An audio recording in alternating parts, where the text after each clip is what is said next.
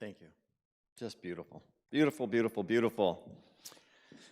So I was down in Unity Village. It was so much fun. I've shared some of that story with you, but one of the stories is that when I was down there, I came across in the archives. How many people know that Unity used to have a correspondence course you could sign up for, and they would send you a series of books, and they actually had 3 different volumes in there.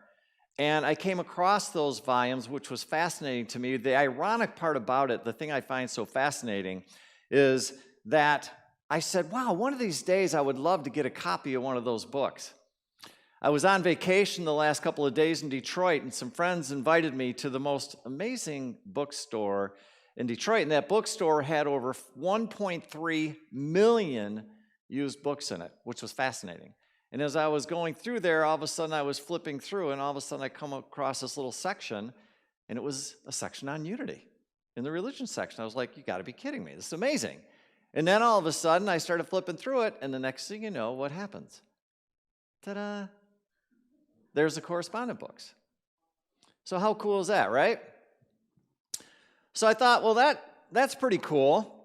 But as I was flipping through it in Unity, what I came across was something that I don't know if I ever heard about. How many people know that Unity actually has a promise? The promise of unity. Does anybody else know that? Because I certainly didn't after coming here for 40 years. Blew my mind, right? What Unity basically believes is that there's spiritual principles and laws that are eternal and omnipresent. They're there all the time. And that these principles and laws, actually, the example that we have, right, was used to the ultimate by Jesus. In other words, those laws and principles saw full fulfillment by the way that Jesus lived his life and everything that he did.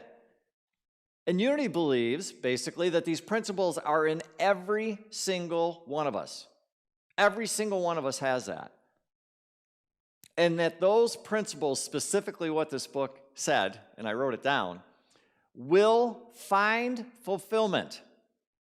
It doesn't say, well, maybe, maybe not. It says, no, it will if, there's a catch, there is a catch, right? If the spirit of devotion and obedience is cultivated in the mind and the heart. I'm going to read that again. It will find fulfillment. So this idea, this thought, when we watch Jesus walk the earth and everything that he did, and then we watch what the Fillmores did, and others, right? There's others. But with a spirit of devotion and obedience is cultivated in the mind and the heart of each individual. So in other words, we all can do it. But there's work. We can't just listen to it. We can't just sit there and go, well, that sounds nice.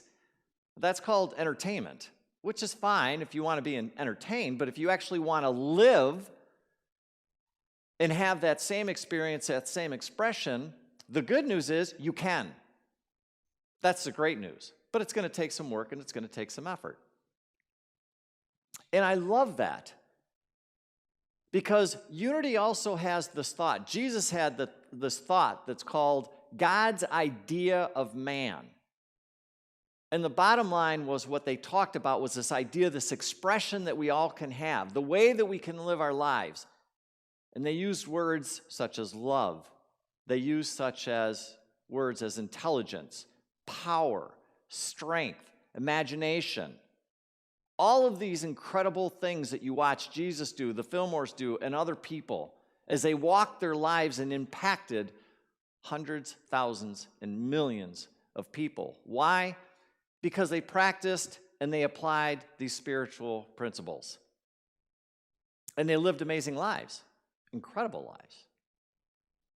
So then I had to sit there and think about it. And then the question came to me was, all right, Mike, well, is that what your experience is? And my question for you this morning is that what your experience is? Because from the standpoint of your divinity and living what it is that they were talking about, we should be able to have a similar experience if that's what we want. Now, maybe your experience doesn't look like walking around the earth and talking to millions of people and changing the entire planetary consciousness of mankind, womankind. Maybe that's not it, like the Fillmores and Jesus did. But maybe it looks like your own little way of doing it, your own little divine expression, if you will, right? And when I thought about that, the thing that came to my mind was, how often am I leaving something on my own table, or my own spiritual table, which is the topic of the talk? And I had to sit there and I think about it all the time, like, what am I really leaving on the table that God has given me, these talents, these gifts, these powers, this expression? What am I leaving on the table?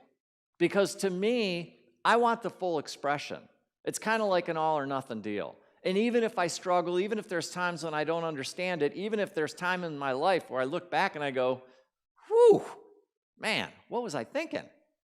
It doesn't stop me from my passion of following these footsteps to live the full expression of my divinity.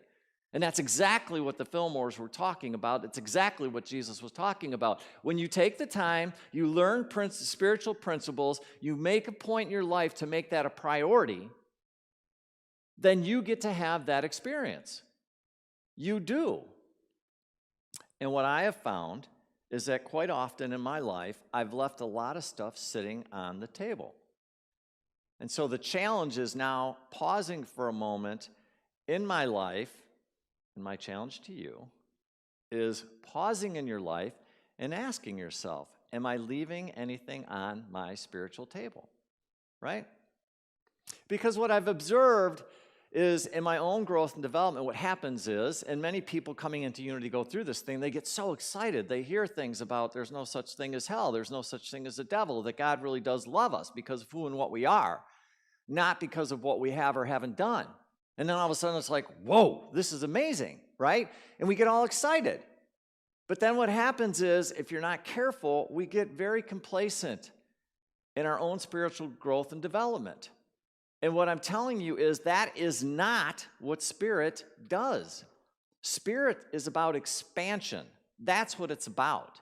And when looking at my own spiritual path, and at times what I've noticed is there's times when I kind of get bored, or I kind of get stuck, or I don't feel like I'm necessarily moving forward the way I want to.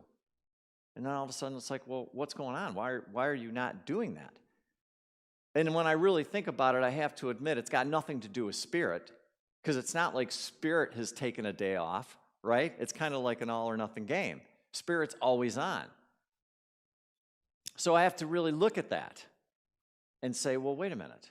Where is it, Mike, that's going on in your life where you can start looking at these things? And so I started playing with this thought, or this idea of having your own spiritual table, this idea of having these gifts, these talents, these abilities, everything, this full expression of your divinity.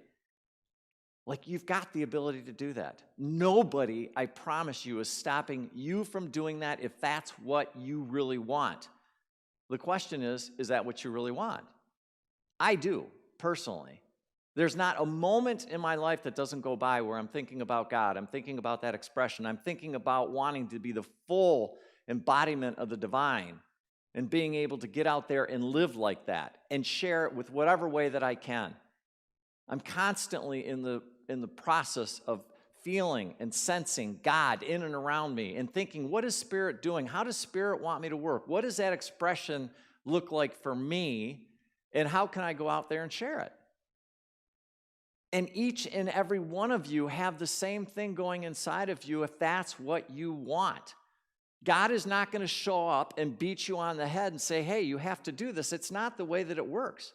We all have one of the greatest gifts ever. It's called free will. And that free will allows you to make the decision, hey, is this what I want, or is this what I not want? Do I not want that? But God's not going to be sitting there going like, hey, you have to do this. That's not the way that it works. It's not. Regardless of what we've been told.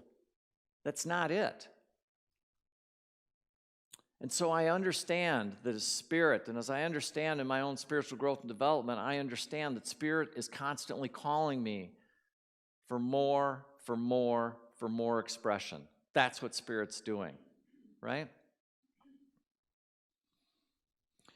And what I've been observing, another observation I have, is that I grossly underestimate what is available to me.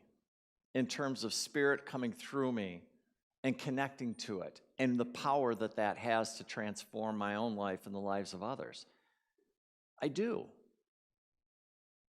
When you connect with your divinity, when you start using the spiritual principles and ideas and thoughts that Jesus talked about, that the Fillmores talked about, it is endless what you can experience. Unlimited love, unlimited joy, unlimited happiness, unlimited freedom. If I'm not mistaken, I think we kind of all want to have that expression, most of us. And yet what happens is, again, we start coming into the stuff and we think about it and we start to process this stuff, and then we just kind of relax and go, well, it sounded good. This stuff sounds okay. And then we stop. And my encouragement to you this morning is, don't frickin' stop. Don't. Live the experience of what it means when Jesus walked, what he did down here. It was the full expression. And we all have the ability to do that in our own unique way. We do. And so I encourage you, as you go throughout your day, to constantly be reminding yourself, where's God? What's going on here with it? Right? I think about when I've got my quote-unquote spiritual A game, what that looks like, right? And what that feels like, what that experience is. And when I'm in it, when I'm on it, I realize there's absolutely no limit to what that expression is. And the only limit on it is the one that I put on it. It's certainly not a limit that God puts on it in any way, shape, or form. It's interesting because I consider what I'm doing is a dance when it comes to my own spiritual growth and development, and I consider God to be my dance partner. In my opinion, in my experience, is that God's always open and ready to dance with me. The question is, am I asking God to join me in the dance? I know, it sounds silly. Come on, Mike, really? But the answer to the question is, yeah, really. Yes. God is waiting for you to ask God to dance constantly. And when I look at that, when I think about that to myself, I think, well, great, Mike, how often are you asking God to dance? Are you doing it on a regular and consistent basis? Are you making it a priority in your life? Or do you get stuck and think, well, there's only a little bit that I can do with God. I can only do a few affirmations, and I can only pray, and I can only do that. Instead of, no, I can have this dynamic relationship with God where I'm experiencing it every single moment of my day. I don't care if I'm in line at a grocery store, or I'm driving my car, or I'm out in the woods talking to the trees. I can have that powerful of an experience all the time because the divine is always there. Always. And when you sit there and you really contemplate this stuff, these lessons that the Fillmores and Jesus, and even Emily Cady in Lessons in Truth, she talks about this thing that's called the search. And she says, the result of our persistently seeking God in every situation. I love that. Persistently seeking God. In other words, refusing to believe that God isn't in every single situation in our life. And understanding that when we do that and we understand it, then we have access to love, guidance, healing, supply, faith, wisdom, peace is available for us at any point in time. It's there. But for some reason, if we're not careful, we can forget about it, right? And we go, oh, what's going on here? Katie goes on to say that the revelation Jeremiah in the Old Testament, who wrote to the Israelite captives in Babylon, where God says to Jeremiah, when you seek me with all of your heart, I will be found by you. I'm going to say that again. When you seek me with all of your heart, I will be found by you. In other words, I'm not hiding from you. But in the same breath, there's got to be a little bit of an effort that we put forward in order for us to have the experience of our own divinity. And so then the challenge is, well, where am I not seeking it? Why am I not seeking it? If all this good stuff exists, why am I not seeking this? Why am I not making this a priority in my life? That's where the challenge comes for me personally. That's when I really look at, where am I not inviting God into my life? Where am I not asking for help? Where am I not trying to have this experience, this flow in my own life? Where is it stuck? Where am I not moving forward in my own spiritual growth and development? Right? And that's why one of the my favorite things I always say to myself is, well, God is always here. Because there's times, being honest, when I don't think God is there. I'm just being real. That's my dance. That's what happens. But then the opposite, and what I'm noticing more and more and more as I experience this thing called life and my divinity, what I'm realizing is there's a party going on, folks. There is a party going on. And God is always there. Whether it's I hear it through the music, whether I hear it in a conversation, whether I hear it walking down the street and walking my dogs. The experience of your divinity is always there, always. But most don't pause and slow down enough to even realize it. But it is so good, and it is so sweet, and it is so beautiful. And the more I slow down and pay attention to it, the more I get to have the experience of it. And that's all it takes, is to slow down enough to feel the energy, to feel my divinity, to acknowledge it, and just sink into it. Oh, there it is. There it is. And then you get to have that experience. And we can always have that. Katie says, there's no situation which God cannot be found. Because there's only one presence and one power. Right?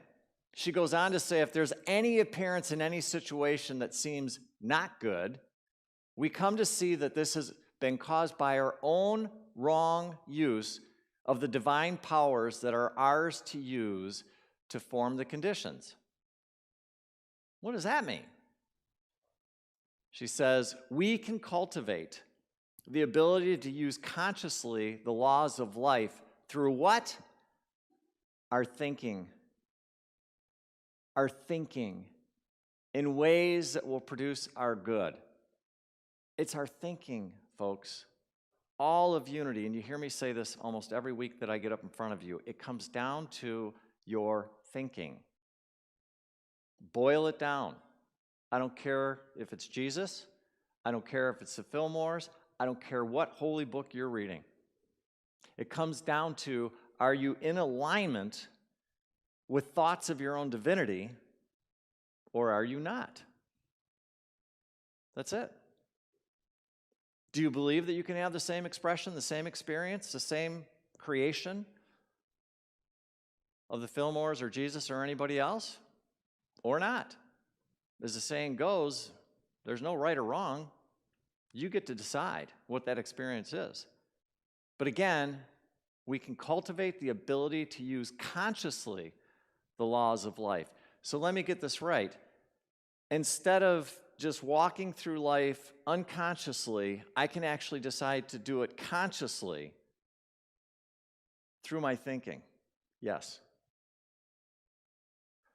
When you are able to match, think about how crazy this is. When you are able to match the same thing that Jesus thought, you get to have the same experience Jesus did. It's not magic. It's not magic. Jesus said, hey, you're going to do this and you're going to do far greater things. Why did he say that? Because he knew that if you applied the principles that he was, if you thought the way that he thought, if you really boil it down, there's just a couple things he said. I and the Father are one. I'm one with my divinity. I'm one with God. That's it. And when I connect with that, then there's nothing off the table in terms of what I can do and what I can accomplish. Because who and what I am, which is a divine, amazing, powerful, incredible, beautiful being of light. That's what we are. But we don't believe it. We don't. And my challenge to you is knock it off. Start believing it in your own life. You are not stuck. You have the ability to continue. I don't care how old or young you are, you have the ability to still grow, to still expand.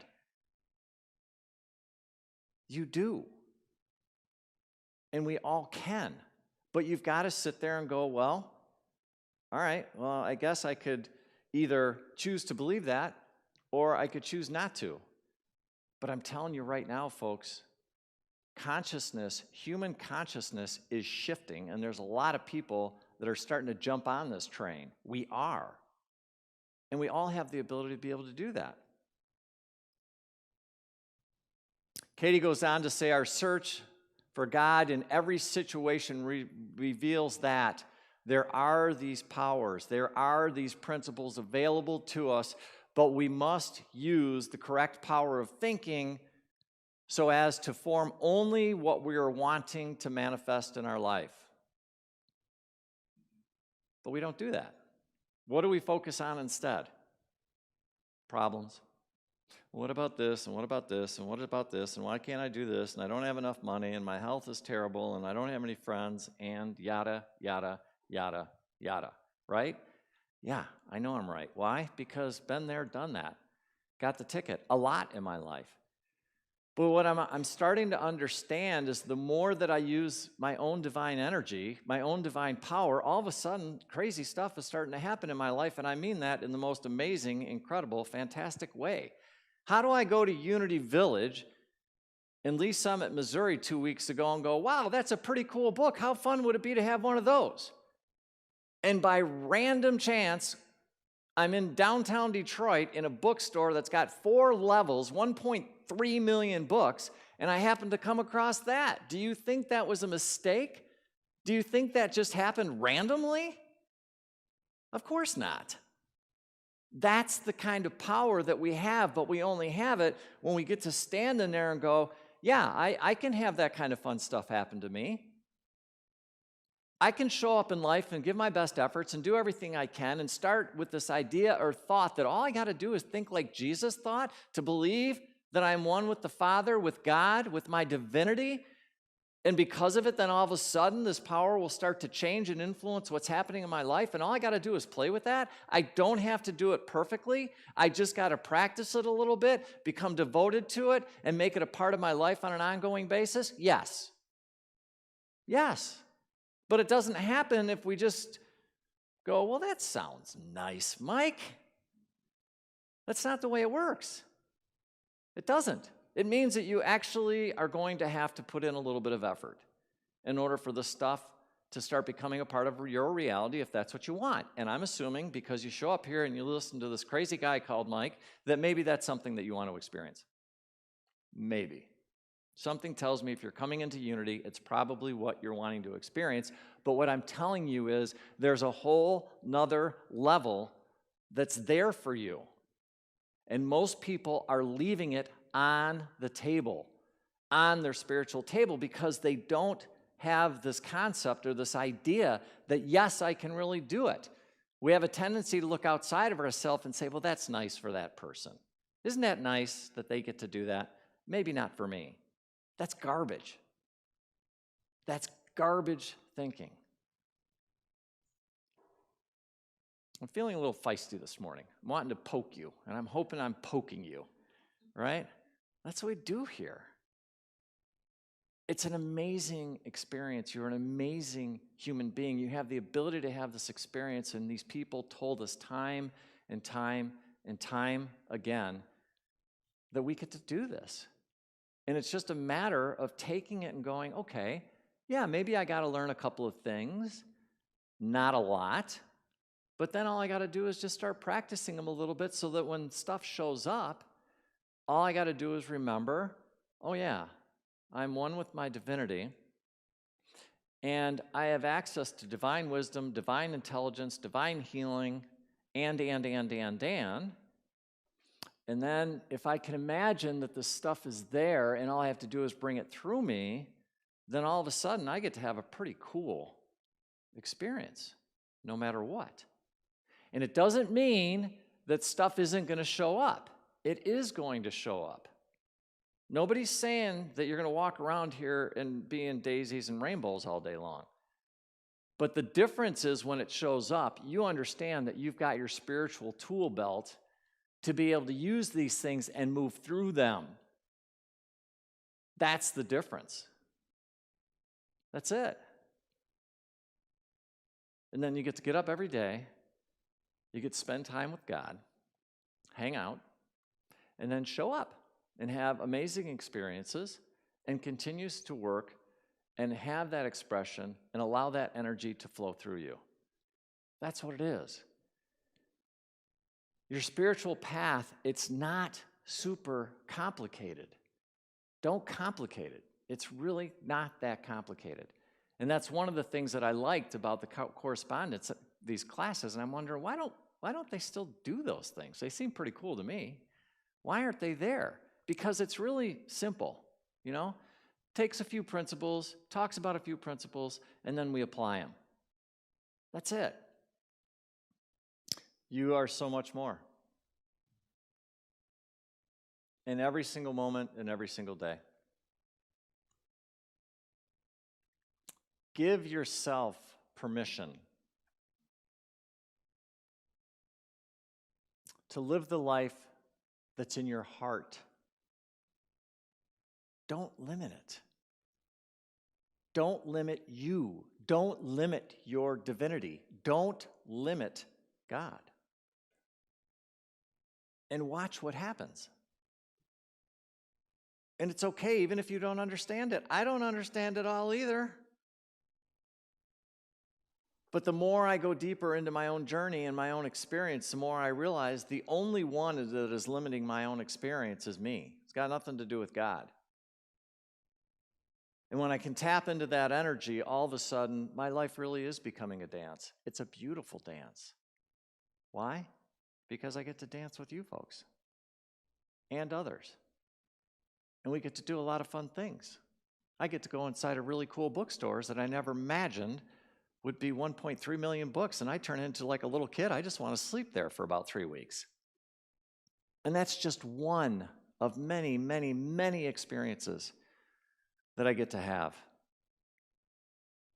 This life can be magical. It can be exactly everything that you've dreamed of. If you'll just take the time to plug into your own divinity, look and see what you're leaving on the table. I would bet it's a lot more than you think, because it certainly has been that way for me. You're amazing. You're beautiful. You are important. You are valued. We need you. Just know that. I acknowledge the divinity in each and every one of you. You are brilliant expressions of the divine. Whether you believe that or not, it's okay. I will always hold that vision for you. And I'm incredibly grateful to be here. I'm incredibly grateful and blessed to be doing this. And I'm so grateful that you invite me back and have me do this thing. It's really, really fun, and it's a great blessing. I love you. God bless.